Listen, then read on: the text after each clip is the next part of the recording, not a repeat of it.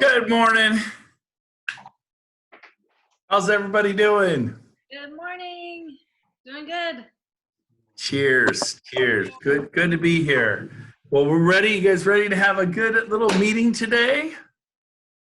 I think we should kick it. Everyone, let's start with Alicia. Alicia, give us an update on what's happening in the world of loans. Okay, so I'm super excited. So right now, one of the primary banks and a few of the different banks I'm working with, if they don't already have your client's address or your seller's address in their portfolio as having a mortgage in the last 18 months, they're giving 0.5% off the rate, not the cost, the actual rate itself. So I am locking people like crazy in the twos right now on addresses. Wow. That certain banks have not had in the past. So there's a tool that I run the address. So if you guys want to market that and say, hey, this house happens to qualify for conquest, it's up to 0.5% off the going rate. And it's the truth. It's only on a purchase, refi, but we don't care about that. But on purchases, they'll give that 0.5% off. But I'm getting clients qualified 0.5% on 400,000. That's a couple $100 a month in their payment. That's 40 grand in their purchase price. So I'm getting people pushed up in their purchase price significantly and sending them, it's like, hey, what's that house of your dreams? What's the address? Ooh, you can fit that one, right? So keep that in mind. And if you want to run the addresses by me, email me at alicia@admortgageteam.com, and you could send me a whole list of addresses if you want, and I'll let you know if all of them qualify. Hey, Alicia, I got a great name for this program. We're going to call it the Los Lagos Special. The Wexford Special. So those of you that are watching that are guests, those are two of our best communities that are like $1 to $5 million. So it's pretty funny. So we'll push you up in purchase price, all right? Yes. No, to give you an idea of how rates are, FHA is down at 3.25. If you want 0.4 cost, 3% with under a point, so 3%. Same thing, VA is 2.99 as well. So phenomenal still right now. You got to shout that stuff from the rooftops. Go on Facebook Live. People will call you, go, if you want a rate in the twos, oh my gosh, 30-year fix, it's like free money. Now is the time. Get people excited. If people aren't responding to you, it's because you're boring. So Cindy, yes. Question. So I did that after the meeting 2 weeks ago, and my Facebook Messenger was bombarded of lenders telling me that was illegal and I was not allowed to say any of that. Is that true? Alicia, they said I am not allowed to talk about rates on any social media unless I have a broker's license, and it's your guys' rules. And like I had a flood of people saying, you are not allowed to say that on social media. Take it down right now or you're going to lose your license and get a fine. Well, I disagree. And here's why. You are not selling a mortgage. You're not selling a mortgage. You're not negotiating a loan. Mm-hmm. It is you're not allowed to do licensed activity. Right? So you can't sell a mortgage, but you're not selling a mortgage. You don't offer that product. That's not your product. Does that make sense? So you're not. Right. Like, I agree. Yeah. And that's what I said. I said, all I'm doing is supplying data. And like, literally, I had 5 messages within an hour. People like, you're doing illegal stuff. You can't do that. And I was like, I don't know. Probably a brand new mortgage loan officer. People like to win or they like to whine. Well, I have a contact at DRE if you want me to get you the specific answer. So Brent, do I have 2 minutes? How much time do I have? Yeah, I want to say one thing to this go. Okay. Here's how you do this stuff. I just talked to a mortgage lender. She's locking people in the twos if they haven't had a mortgage in the past 18 months. She's just doing this right now. You're just telling a story. You cannot get busted for that. Now, if you're selling a product and you're a mortgage loan officer, there are special rules that apply to them, just like there are to us in real estate when it comes to disclosure or other things. We're held to a different standards and laws. Go ahead, Alicia. 2 more minutes. Fire away. No, what I was going to say is just, Brent, I know you deal with this, but somebody tried to call and complain or file a complaint against me at the Department of Real Estate. And the truth is I got it cleared in 48 hours, but the guy's my new best friend. So it goes to show, you know, you can have haters out there, but now that guy's like, call me anytime, Alicia. You know, it's like my new friend. So if you have questions, I'll find out. But I'll ask him that. I wanted to do a very super fast exercise to help you guys sell more houses, okay? Good. So a quick exercise, and you're having a conversation with your customer, and you're like, hey, I know you bought that home, you know, a couple years ago, and I remember you putting a little bit down. You owe probably like 400,000, right? You know, and they'll tell you, yeah, I owe 400,000. Now I know at the time rates were in the fours. What rate do you have? Oh, 4.5, right? If somebody borrows 400,000 at a 4.5 rate, the simplest math in the world, loan amount times rate is the interest they pay per year. So I tell them, hey, you're paying 18,000 a year in interest right now. I have a proposal for you.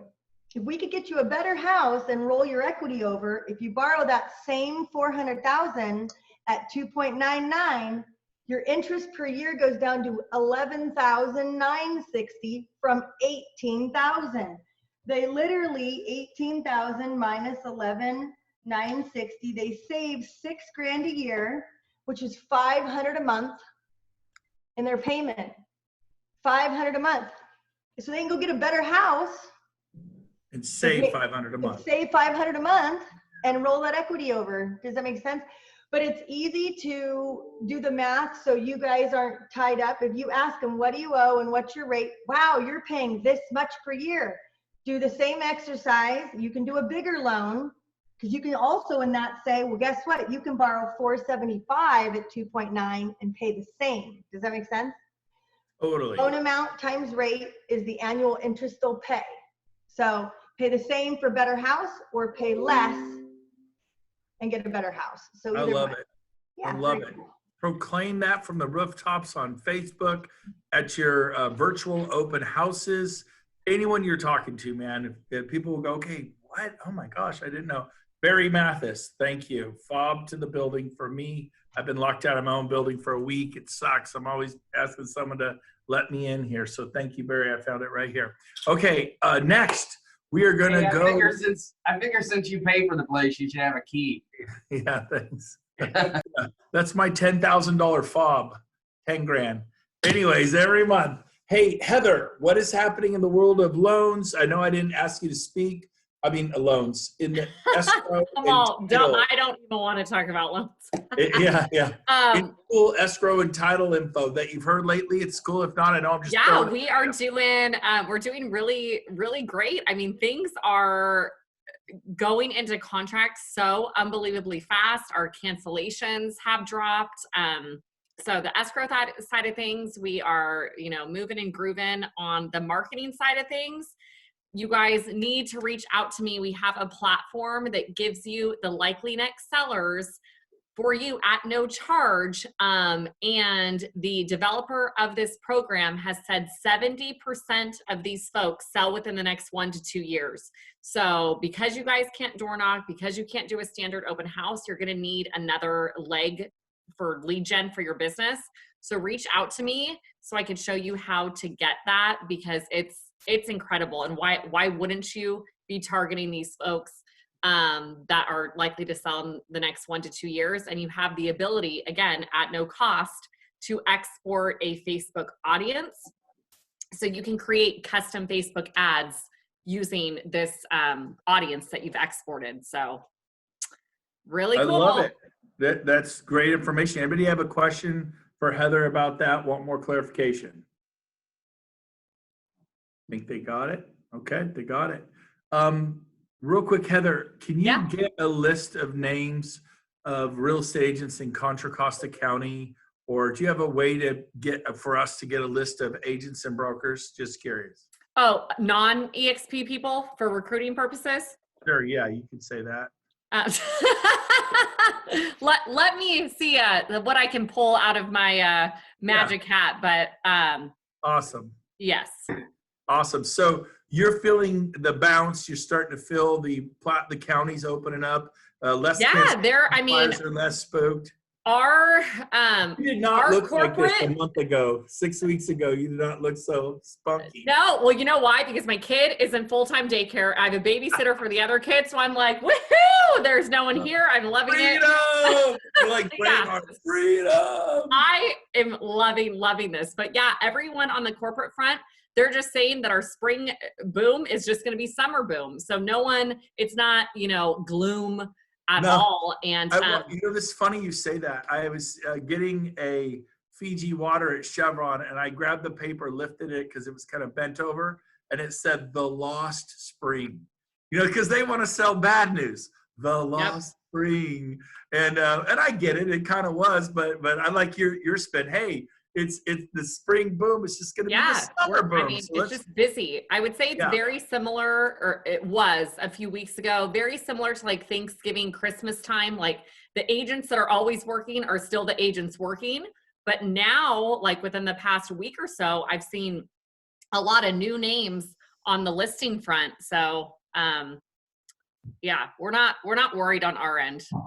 That's awesome. Well, let's go to the other end of the spectrum. The people in the ditches, in the trenches, working hard, keeping us going. Mr. Dan from Finley Home Services is in the house. I'll get a slight smile out of him. Dan, unlock that mic. What is happening with pest and roof and home and all that stuff? Are you guys slow? Are you busy? Is it picking up? Is it slowing down? What are you guys experiencing? There is no slowdown. We are back to spring when I'm begging you guys to stop writing 5-day contingencies for us. We need a little more time. But go ahead, keep begging. It's been great. I mean, we're starting to see more requests for repairs come in. Our inspections were booked out at least a week and a half, pretty much. I mean, I track how many we book at the end of each day. We've booked 14 home termite inspections for the last 3 days consecutively. So that's almost, 50 inspections or 40 inspections right there. That's nice. Dude, you look like you've been playing some golf. You look tan. I wish. I'm playing tomorrow. So am I. I want to get on those lush tracks, those lush country club tracks that you and Stroop, you and my buddy over there play. Yep. But James. Brent Gove. It says Brent Gove. That's the better looking. I know. It was confusing me. Sorry, James. No, you can't tell us apart. We're playing Old Greenwood to jump on the COVID cut train, Brent. We're playing Old Greenwood tomorrow in Truckee, and then we're playing Edgewood Sunday morning, Memorial Day weekend, and then Tuesday we fly to Scottsdale for 5 days. I asked my wife, baby, you want to come? It'd be great. You, me, and James. We'll go golfing. We'll go out to dinner. She's like, nah, you have fun with James. So anyway. See, I just want to be James at this point in my life. That's awesome. All right. That's so funny you say that. I've been dying to get up in Wood, so I'm glad you brought that up. We'll have to drag you up there. No, things are moving and shaking. Man, real estate's been outstanding. This is probably the 20th Zoom meeting I've been in this week, and it sounds like we need more listings. That's for sure. So market's on fire. Tap your database, find those houses for sale. I think it was like last week there was like four times as many houses went into contract than came onto the market. So that's a little concerning, I think, just from an inventory standpoint. But we're here for you. We're still a resource. They're coming. The listings are coming. We're hungry. Okay, so and by the way, Twin Termite says they have a guaranteed 5-day inspection program. So I'm just saying, I'm just teasing. I made that up. I'm just harassing you bad. Don't worry about it. Hey, man, even blind squirrels find that. I'm just harassing. It's what we do on this program. Okay, so Cindy Silva. Cindy fired me up this week. We're talking. She got in a multiple offer situation, but she was the seller. And listen to, it's really her attitude when she represents a buyer. When you get a multiple counter offers, do you just sign it? Cindy, tell them what your philosophy is on that. Yeah, so my listing that was on Whitney and Rockland this weekend, we got multiple offers on it. And what I decided to do is because it was a really hard decision who to pick. They were all phenomenal. And so what I did is I sent out a multiple counter offer to everyone, making everyone's terms exactly the same. And the reason we do that is to see who is going to fight for this property. Now, I want to ask any agent, I mean, obviously like not Darcy or Melissa or Missy, because you're probably going to know the answer. But, you know, most of you should know when you get a multiple counter offer from someone and you're writing an offer, what should you do? Does anyone have an idea what you should do? So they're giving. Do you accept it? Like, raise your hand if you think you would accept a multiple counter offer if that's what you got. Wrong, Brent. Wrong, Nate. You never, ever accept a multiple counter offer. You beat it, you guys. That's how you show your motivation. And so when I send a multiple counter out to make everyone on the playing field, and when I told my buyer, I said, this is what I would do. I never, ever accept a multiple counter offer. Come on. You always beat it by at least $1,000, because Alicia could say, what, $3, Alicia, on your mortgage payment to go up $1,000. You never, ever sign it. And these people who signed it, they were like, literally like, thank you, we're so excited to get our offer accepted. And one of them was an agent going for her own house. And I'm like, are you a moron? You're an agent, you know better. And it's not my job to train them. Guess what? The one offer came back 10,000 higher. Guess who we picked? $10,000 higher. So you guys, you need to think outside the box. Even when you're listing, you got to think like a buyer's agent. You don't ever sign a multiple counter offer, ever. Because you know there's multiple. Let me ask you, would you sign it, hey, I accept, and then do a counter them higher 10 grand? Or would you sign it and then do an addendum 10 grand higher? What would you do? I counter them back and say the purchase price to be X. Whether I go up a minimum, I always go up a minimum of 1,000 plus more, all their terms to remain the same. So you give them what they want plus extra, and you're showing your motivation that we're going to fight for this house. Because most people, agents, they'll just sign it. You're just, why? Why would you ever do that? It's a multiple counter offer. You must beat it. We had a situation once in arbitration. Only time I've been in arbitration, I was not named. My clients were, and I went with them. And it got down to, they asked for $15,000, and they sent over the damage, pictures of the damage to this house, a dry rot issue, water getting in the sliders. And it was way worse than we realized. They never sent us the pictures, and they wanted like $50,000 for a slider. We're like, don't think so. So they took us to arbitration. And, but when we saw the damage, how bad it really was, and it was extensive. You know, we figured it could probably all get ripped out and redone for about 20 grand. So we rejected their offer of 15, like Cindy, that person who gave you 10 grand more, they countered you. I think great is going to be, and they went up. Like, I know you're offering us the home at 480, but we'll give you 5. It is a listing agent and a seller. You guys are related, right? Mm-hmm. And so I did the same thing with arbitration. Once our clients realized how much damage there really was to the back of the house with the slider, we rejected their offer at 450, and they literally threw their hands up in the air and rolled back. Now, we'd already talked secretly in the hallway. They go, 15 is absolutely unacceptable, but we'll give you $20,000. And we gave them $5,000 more than they were asking for. They cried in our arms. They actually bawled. And we took a very negative, I'm going to sue you situation. And we all became friends because we could have settled for 15. We gave them an extra $5,000. Once we really saw what was going on, for whatever reason, they never sent us the photographs of the damage. So it's kind of a happy ending, just like that client got that. So I'm glad. The problem with the addendum is the listing agent may not show them the addendum, right? If you counter the counter, they got to show them your counter. You do an addendum. Oh, I never got the addendum, right? You just accepted our offer. So I think that's smart of Cindy to counter the counter and go higher. Alicia, how much is it per thousand these days, roughly? I know it depends on interest rate and all that stuff, but what's a good ballpark number per thousand? $7. Okay, so $7. I got excited when you said 3, Cindy. That's something. I was wrong. So $7. So here's how I say that. I don't say, hey, you need to go up $5,000. You want this, you need to go up $5,000. That sounds like a lot of money to me, right? But you go 7 times 5. Look, this is your dream home. I'm telling you, for $35 more a month, I think you could raise your family.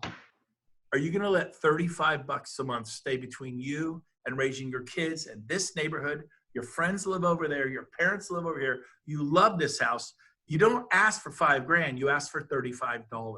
If it's $1,000, you ask for $7. It's not $1,000. The difference is $7. Everything's sold on payment. If you're going to be aggressive, look, this home at 575, we're going to need to go up 10. I don't know for sure it's the highest and best, but I got a feeling this thing's amazing. Everybody's fighting. There's multiple offers. Could you be happy at 585? We're talking about $70. It's 10,000 times 7. We're talking about $70 a month. Are you going to let $70 a month stay between you and this view? We've looked and looked and looked. We're down to $70 a month. See how I'm doing this? That is how you sell real estate. Does that make sense? Thumbs up. Give me a thumbs up. $5. I just checked it. $5. I tend to be conservative. So $5 every 1,000. Okay, redo all your math. But the point is, it's cheaper. Cheaper is better. I just talked to my lender. She had a brain thing. It's $50 a month is what 10,000 is. 10,000? Hell no. $50 a month? Absolutely. So everything is sold on payment. Okay? Makes sense. I see Nate nodding his head. So I'm going to go to Nate. We have a special guest speaker today. Absolutely. If there's such a thing as man love, I got man love for Nate Butcher. He is awesome. He is a man's man. He's a cowboy. He's a superstar sales guy. Sells like 50, 60, 70 homes a year with his eyes closed in Valencia. His average sales price is like 650, 700,000 a house times 50, 60, 70. He's just a stud. And he's built a huge rev share business. He's doing all kinds of, and he's got 150 people in his rev share organization. He sponsored a bunch, but he's still selling. This year he's going to do about 50 million himself. And so he's a superstar dynamo. By the way, he almost came down to becoming a Navy SEAL. He broke his leg 2 weeks prior to graduation. Don't hold me to the exact facts. You know me. Close enough. Yeah. So he's crazy. He's one of those people that aren't mentally stable, but I love those kind of people. That's why you're all on my team. So Nate, pleasure to have you on here. Thanks for having me, Brent. Great. Yep. I just introduced you as a crazy person, but I asked you to share some nuggets about buyers or sellers. I don't know where you're going to take it, but the floor is yours. Yeah, Brent called me this morning and was like, Nate, what's going on down in Valencia? So it's great to hear what you guys are doing up there. My sales team is me, my team leader, and one person who opens the door. So we don't have a big sales team. We have a pretty high price point, so that's pretty good. Here's what I'll share with you guys the way I've done my business for 20 years, and it keeps me at about a 73% net. So my average commission is $17,000. I keep 73% of that. That's my net, and I do it just by relationships and working database. Okay, so basically what I do is, here's what I'll tell you. If I can just give you pieces of information that'll keep your pipeline full all the time with sales. Keep your database in your phone. Okay, so what I do almost all of my prospecting by text. Everything's by text. So when I'm sitting around at night watching Fox News, I'm kicked back, I'll send 10 or 15 texts. I go to Facebook, I'll look up my clients. I have all 500 and I'm trying to add to them all the time. I'll have them in my database and I hit them about every 3 months and I'll go, hey, this is Nate, what's going on? I saw on Facebook, I just saw your post, blah, blah, blah. Or, hey, what's going on with this or going on with that? If you send more than 10 texts a night, it'll last you 2 to 3 days of conversation. Okay. So that's how I keep it. I keep it going. I keep it all the time. They're always engaged with me and doing stuff like that. So statistically, I will sell 10% of my database per year. So 500 people, 50 transactions, everything else comes from my sign calls or my marketing, my videos and stuff like that. So that's basically what I do, but all relational. And I'm trying to take that exact same approach with the rev share, because why not? If you're going to be working all day, you can send 10 text to agents just as well, and it's working great. Yeah, that's kind of what I'm doing, Brent. So I'm staying motivated. I'm happy about the lady who said she felt like the push was going to happen. Here's my personal opinion, what I've seen in my market is I usually close about 7 to 8 deals a month through March, April, May, and June, and July, and it tapers off for me. I just see that moving 90 days. I see it being July, August, September, and October. So I'm gearing up. We've been running about 4 in escrow, but I'm feeling it and I'm running around.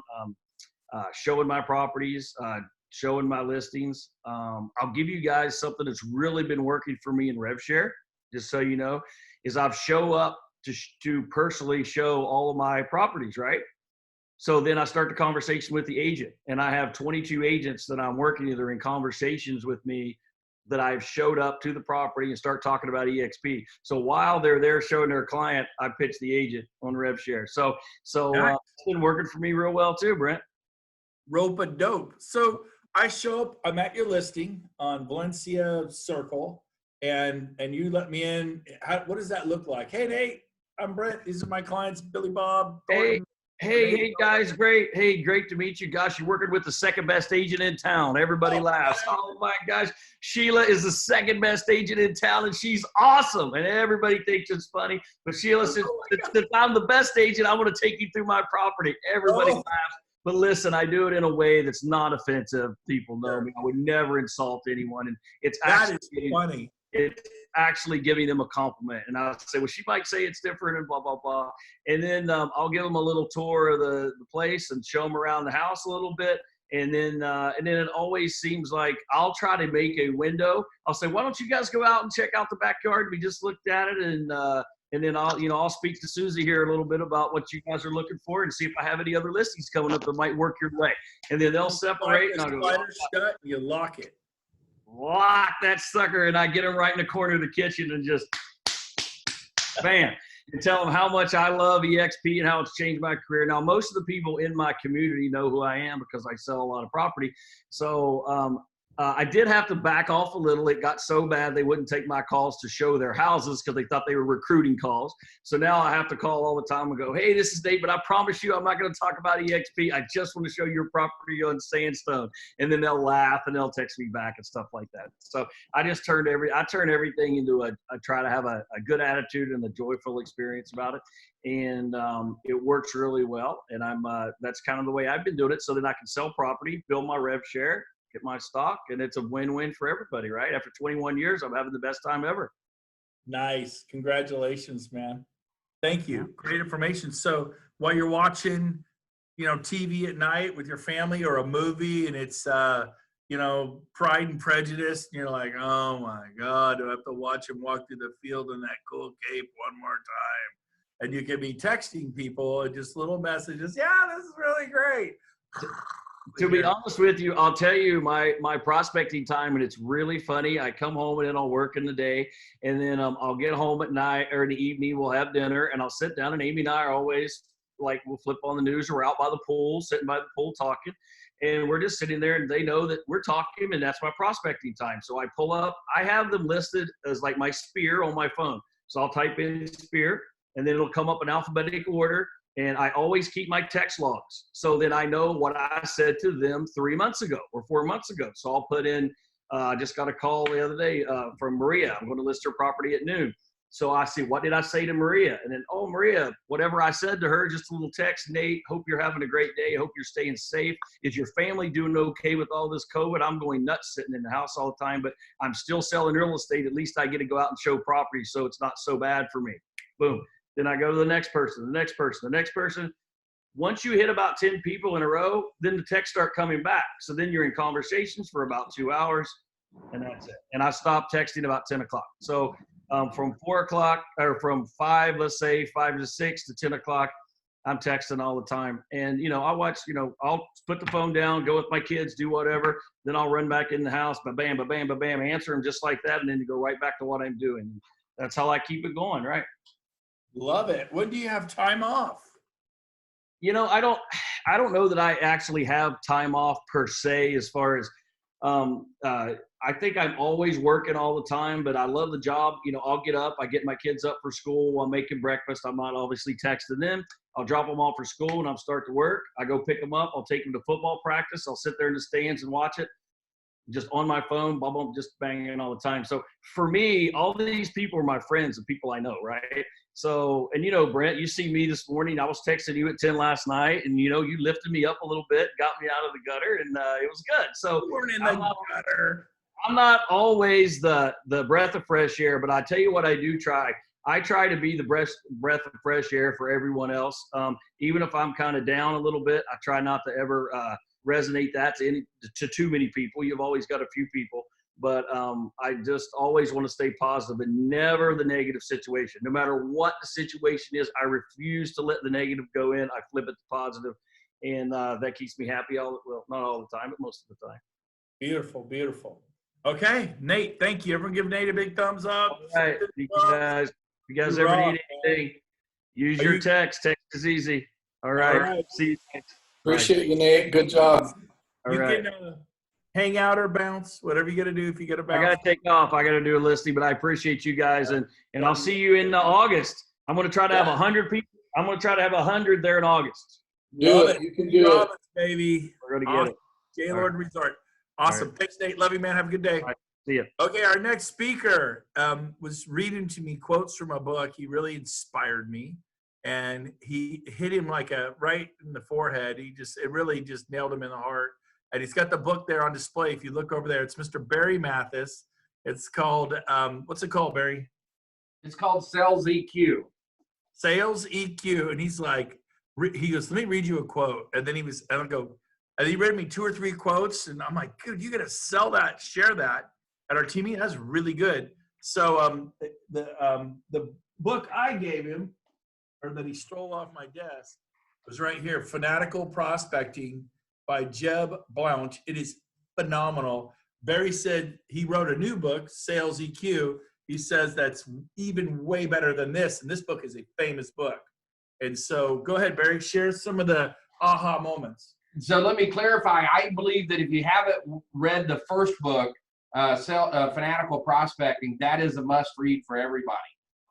However, if you want to understand why some people succeed and some people don't, have you ever wondered what's the difference between me and Brent, right? It's something I've wondered a lot, for many years. So, for many years, I've performed as a top level salesperson, but nowhere near the level that Brent has performed at, right? And I think we would all say that. So what are some of the things that make the difference? God gave me good looks and he made everybody like Brent. So those are just some of the differences, right? Obviously. Let me jump right into this, and you're going to see how this hit home to me. So in a research study, a liquor store played German beer hall music on Tuesdays and French music on Wednesdays. Correspondingly, German beer sales went up on Tuesday and French wine sales went up on Wednesday. Makes sense, right? But when they interviewed the people coming out of the store, they found out that most of the shoppers gave logical reasons for their purchases. They saw it in a magazine, they recommended it by a friend, they were cooking steaks tonight, they liked the taste of beer, proving that people buy on emotion, but they sell on they justify it with logic. Okay? You got to understand that emotions are underneath everything, no matter what your client says. Your client will give you a logical reason, but it was driven by an emotional undercurrent. Wow. So when you start to learn about these undercurrents, this book really hit me. It says, and I don't know that I have high IQ. Well, actually I do. I have a high IQ. People with above average IQ tend to be curious, rapidly assimilate, and learn new information. This is just like a lot of you on this call. A lot of you, I'm looking at you and I know you're smart and you're strategic and see the bigger picture and hold yourself to a high standard and have superior reasoning skills. That's a lot of you on this call. However, there's a dark side to that. And it means that you're also impulsive. You're impatient. You sometimes talk down to people. You sometimes talk over people. I sometimes talk down to people. I sometimes talk over people. I have a failure to listen and hear people out, a failure to empathize with others, and I overwhelm people with elaborate solutions to simple problems.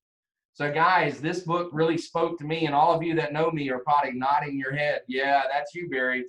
So the next days it talked about getting right into the heart of sales.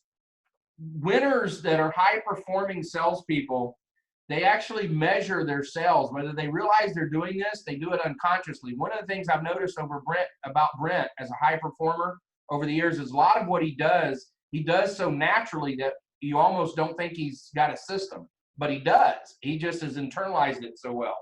So Aristotle says the probable is what usually happens. So I want you to start it's telling you to start looking at your sales. High-performing salespeople are very good at looking at the sale opportunity and figuring out the probability of it actually closing. And they do that early on. So at the end of the day, you look at him, you go, wow, all of his deals close, or a lot of his deals close, a higher percentage than mine. That's because they're good at figuring out which ones are going to close. So Alicia's nodding her head. I'm sure she is able to do that when she talks to somebody about a loan. So here's another quote. The test of first-rate intelligence is the ability to hold two opposed ideas in your mind at the same time and still retain the ability to function. So this idea, one of the great myths of sales profession is that the sales process is about building relationships. We've all heard that that's the biggest goal. And coming from this guy, he's really about building relationships. But he says, no, that's not the only thing. That part's a myth. It's not just that. It's also about making sales.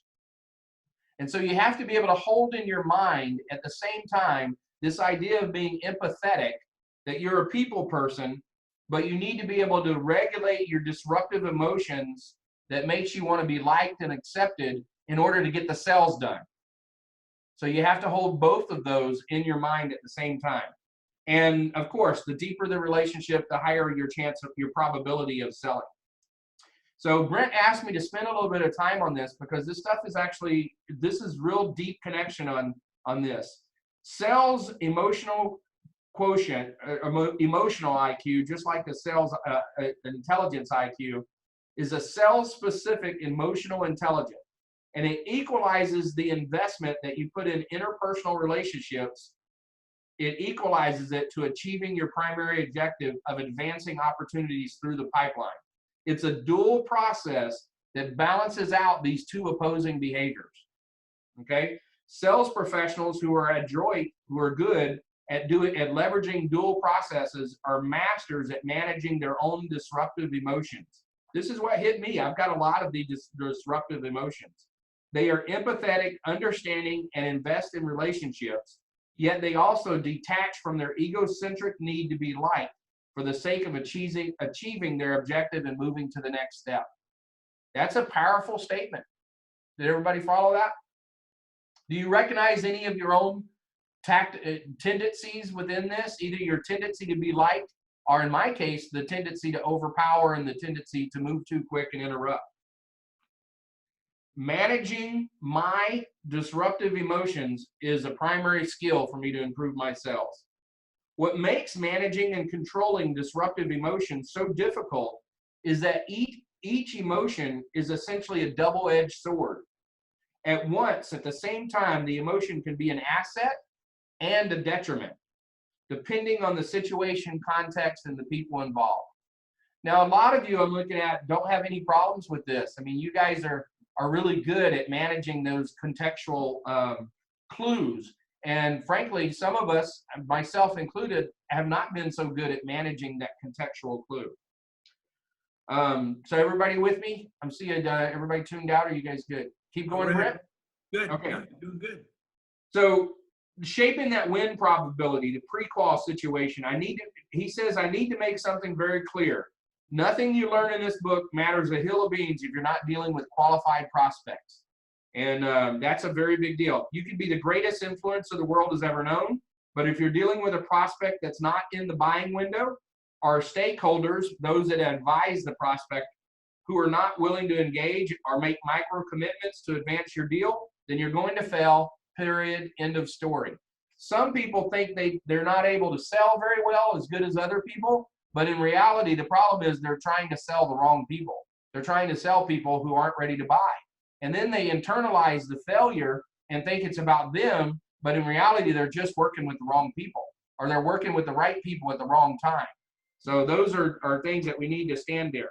Now, this may be the biggest lesson for me. This one's probably not as big to you guys, but it was huge to me. Recall the moment right in the middle of your story that the other person held up a hand and said, stop. Could you just get to the point? Consider how that made you feel. hurt and unappreciated, angry and enraged, left with the feeling that the other person did not understand you. I've made that statement to people. I've told people, stop, can you just get to the point? Just get to the point, right? I've told my wife that. I've told my kids that. And I've damn sure told other agents that and people that were turning to me for advice. Remember how it made you want to rip the phone from their hands and smash them on the floor when somebody wasn't paying attention to you, or when you were giving a talk and you were typing, and you remember how that made you feel? Nothing builds emotional connection faster and more permanently than listening. When people don't listen to you, it makes you feel small, unappreciated, and unimportant. It damages emotional connections. Failure to listen is a direct route to a destroyed relationship. Boy, it gets me in, it puts me straight into a fight or flight mode, and I got no flight in me. So it's all fight. And it has damaged many relationships. Some people know some of the relationship that's damaged in my life. And you guys have all graciously overlooked some of my flaws, many of my flaws. But listen to this. The reason we don't listen is that listen requires empathy, cognitive focus, and an effort to manage our self-centered, disruptive emotions. It's a challenge because you have to tune out from the distractions of the world around you, be patient and wait for your turn to talk, and avoid looking down at your phone screen. Turn off your thoughts and pay attention to other people. Remain interested when you find the other person absolutely boring. Bite your tongue when you feel the urge to interrupt so you can tell your story to prove how much you know. Disruptive emotion, the disruptive emotional need for significance is the primary reason why salespeople talk and do not listen. Now let's talk about sex. As the subjects begin talking about themselves, even about mundane information, the area of the brain associated with pleasurable feeling and reward, like good food, sex, and cocaine, become activated. Oh yeah, cocaine. Each time the subject would self-disclose, this area of the brain would light up like a Christmas tree. Holy cow, where are we going with this? People like to talk about themselves. Okay, keep going. All right, and they say when you get someone talking by asking the right questions, when you can get them in the mode of talking, they said it's like sometimes they'll say too much. The TMI comes up, and that's because the brain crack is doing the talking. So when you get them talking, they're getting drugs, endorphins put into their body because they're talking about themselves, and that's what everybody likes to do. This book goes on and talks about some questions that you should be asking. It says questions are everything. Asking the right questions. One of them are situational questions that are helpful for gathering and qualifying facts and data. Now, the acronym, I think it's called an acronym, or is it called a mnemonic? When you SPIN, when you spell it out, what is that called? Somebody smart? Nobody knows? Okay.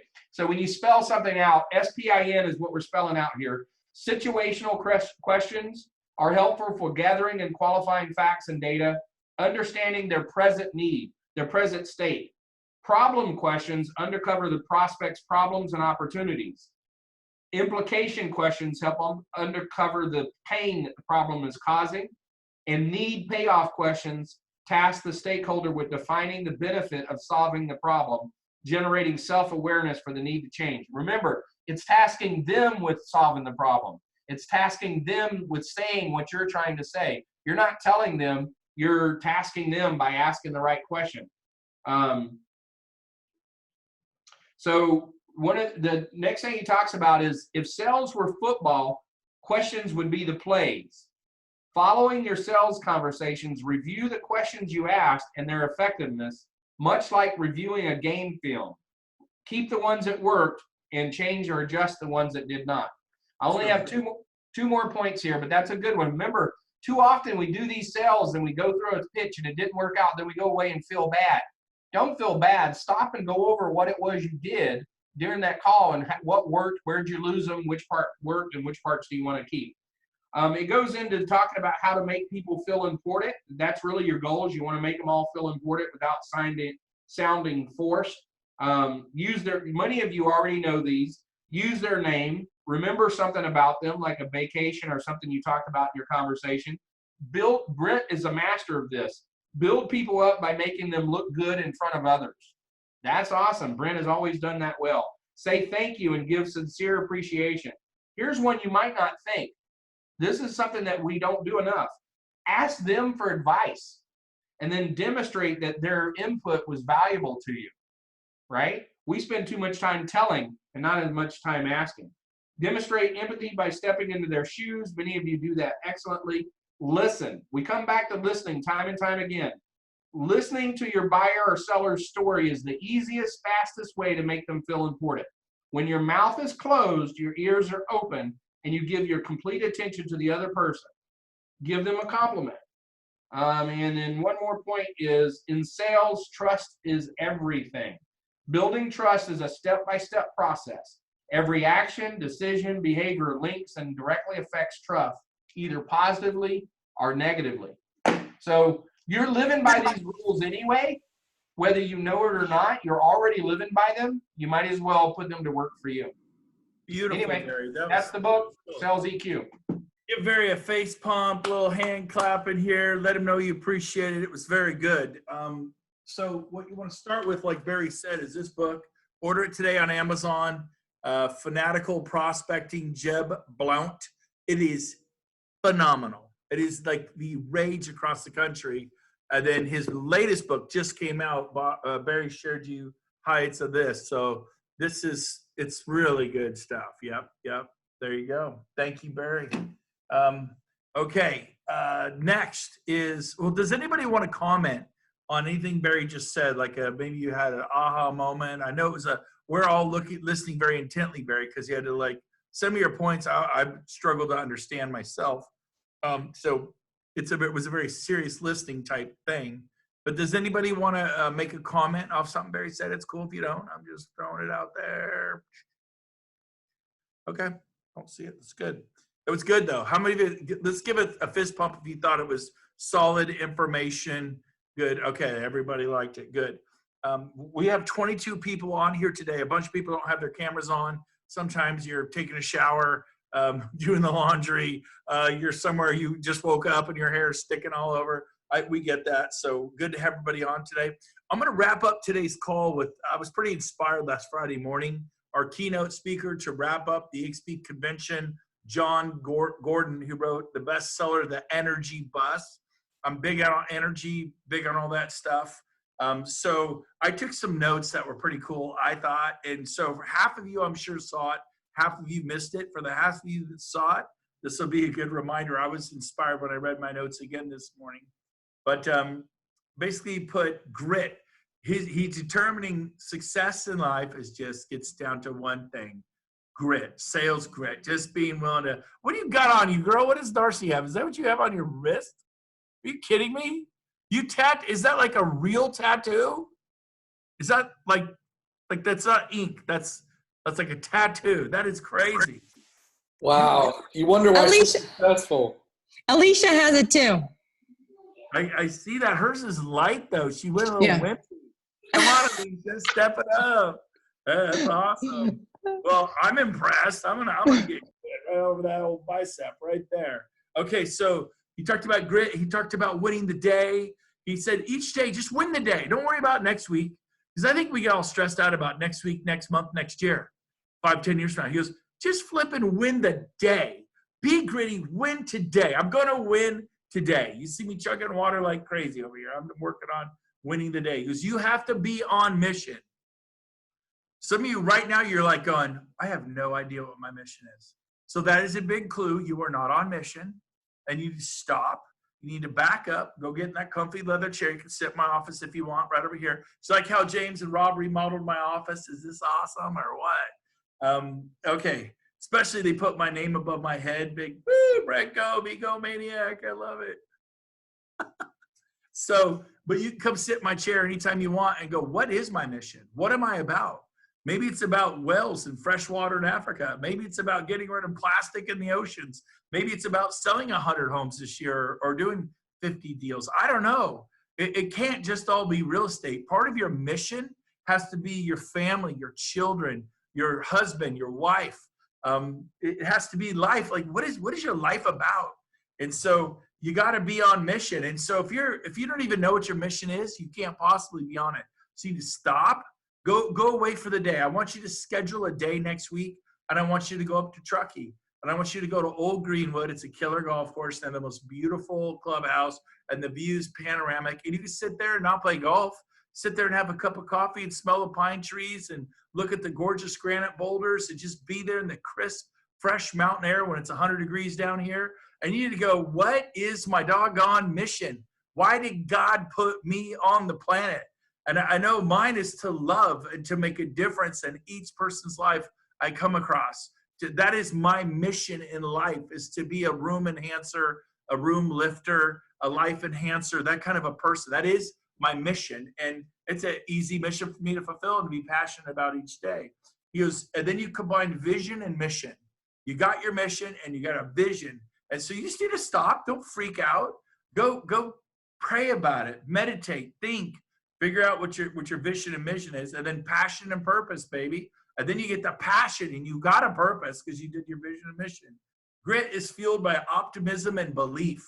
Optimism. Do we know people who are not optimistic and who don't believe? Yes.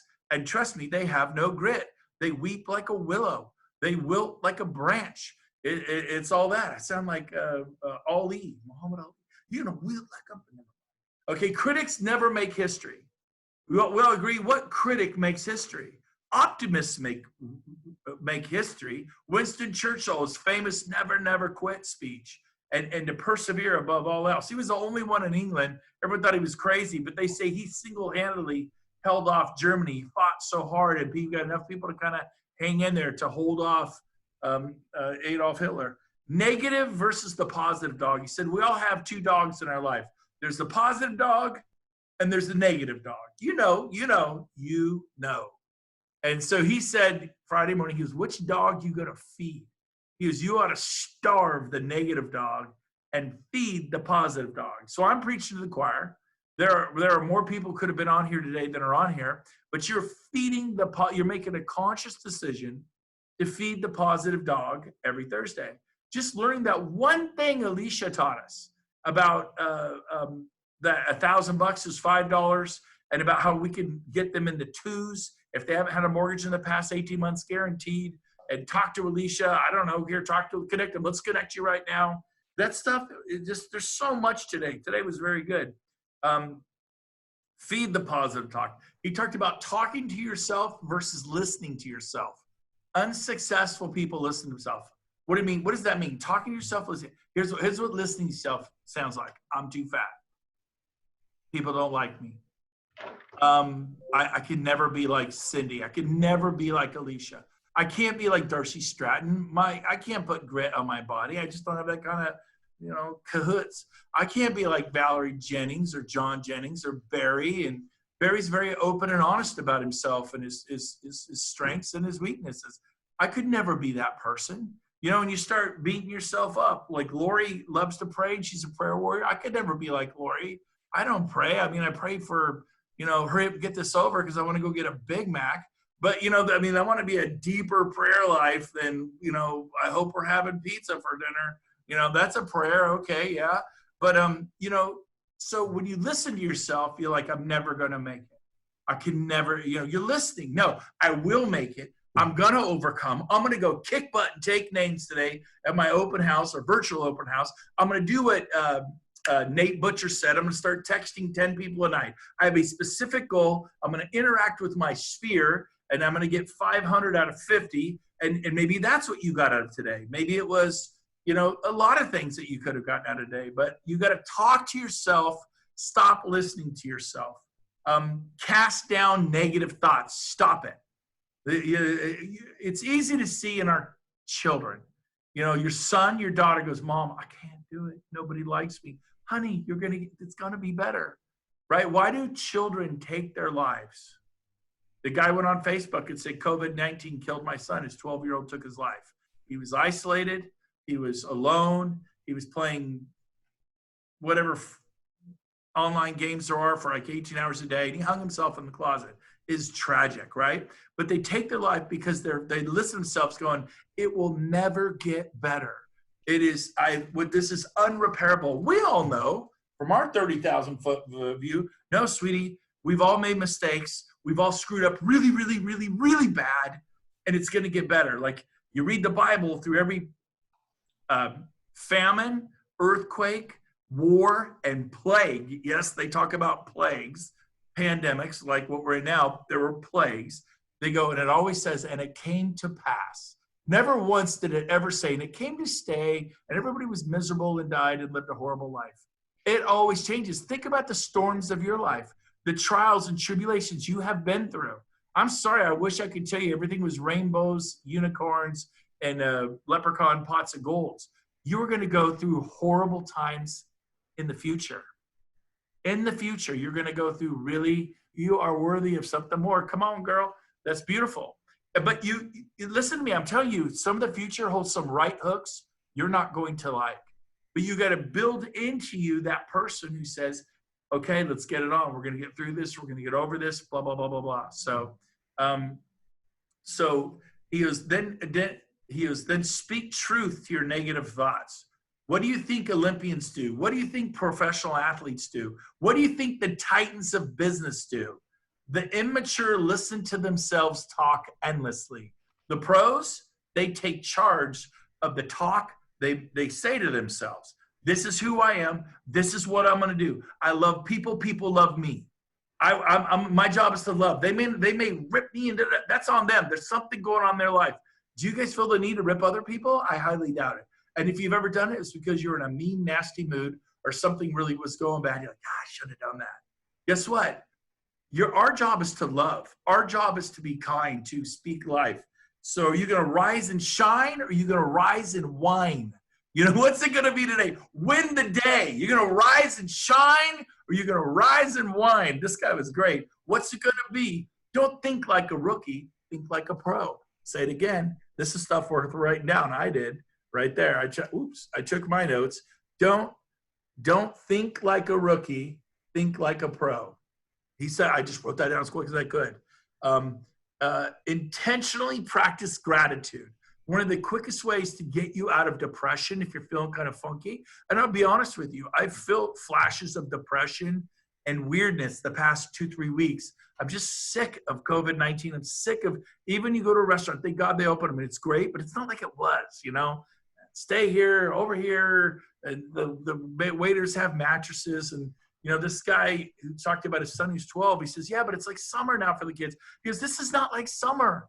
They can't hug each other. They can't be around each other. Isolationism, we need to be connected, okay? It's interesting, too. A lot of stores aren't taking cash right now. So it's all going digital. Don't touch anything. It's interesting. You have to stay positive through challenges. You're going to lead with love. You know, what do I do to create? You need to create. Sit down and create in your life. Grit is powered by faith and hope. Dwell on faith and hope. You could dwell on what's going horrible in your life. My husband is an a-hole. My wife is you know, my kids, my son, my teenage son is, you know, like I have a teenage son that I adopted, and he spent the night at a friend's house in Grass Valley last night. And I woke up last night going, I probably should have called the parents and made sure, because I know when I was 17, I told my parents I was going to Carrick's house. And Carrick told his parents he was going to Brent's house. And we went to Lake Folsom and drank beer till 3 a.m. and got so drunk we wrecked a powerboat. And you know, so it's like, oh, wow, did I just fall for what I used to do? You know, so I'm thinking about that, you know, and I'm praying for Nolan because he's 17 and he's going to do crazy things that I did. Your positive energy must be bigger than the negative energy. What do you radiate out, positive or negative? I'm not talking about Pollyanna, but man, we are attracted to people who radiate out warmth and love, and they don't, you know, you need, like Nate said, there's always those 1 or 2 people in your life you need able to go, I'm struggling. I need your help, right? And so, anyways, so there are people you need to be able to turn to in your life.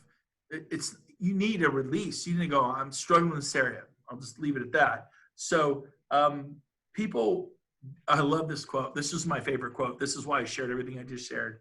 He says, do not let people walk through your mind with their dirty feet. Yeah.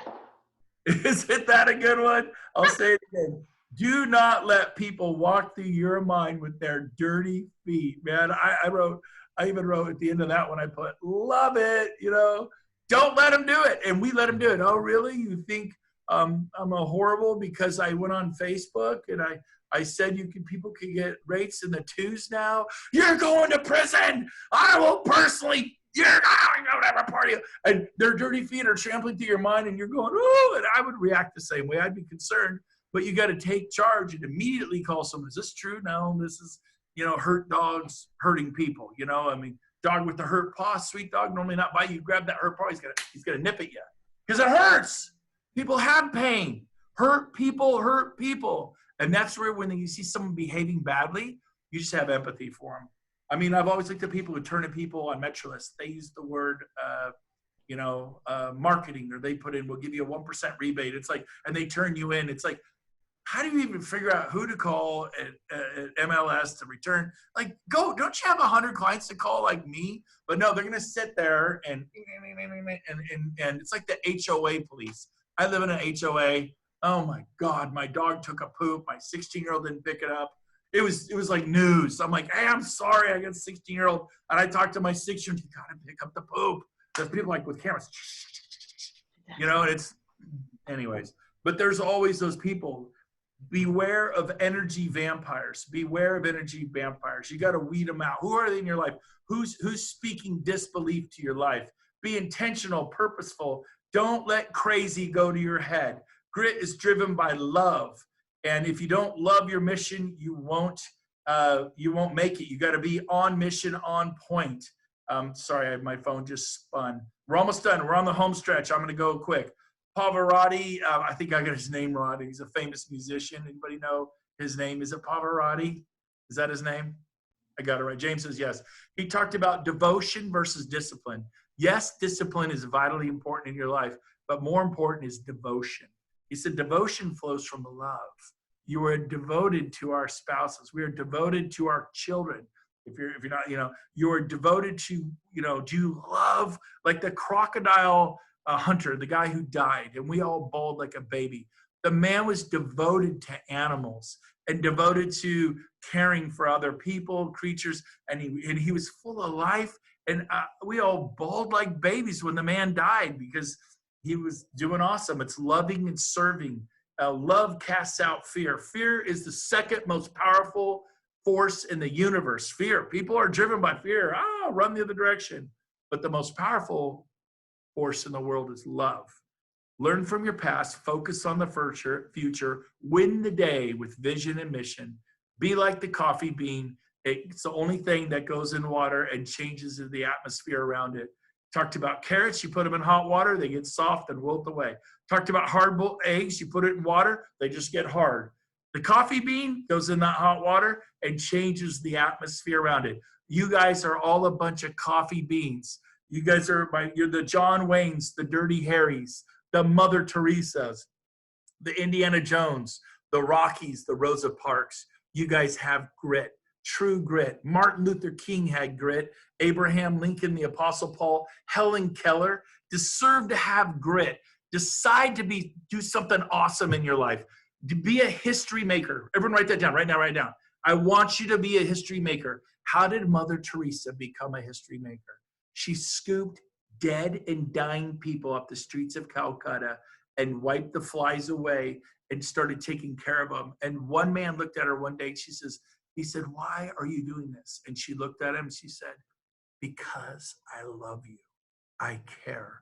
You were somebody's baby one day, and whatever situation has brought you to here, and they would step over dead and decaying bodies and feed the cows in Calcutta.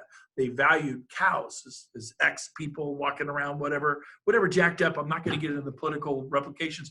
The point is, she is a history maker and will never be forgotten because of her love. We can all do that. You don't have to be Barry Mathis and work with investors. He's 10 times smarter than I'll ever be in there. You don't have to be James Stroop and run my incredible business and be a great partner of mine. And they run, I look at him and Jenny, and they run villas. They have like 45 payroll employees. I look what they do, and sometimes I'm like, I could never do that. But you know what? I'm doing what I can do. You do what you can do. And if you do it with love, if you do it with passion, I'm telling you what, you're going to be remembered. So what can you do to be a history maker? How will you be remembered in 500 years? It's time to step up, do something great in your life, and you can do it with love. I love you all. Have a great day.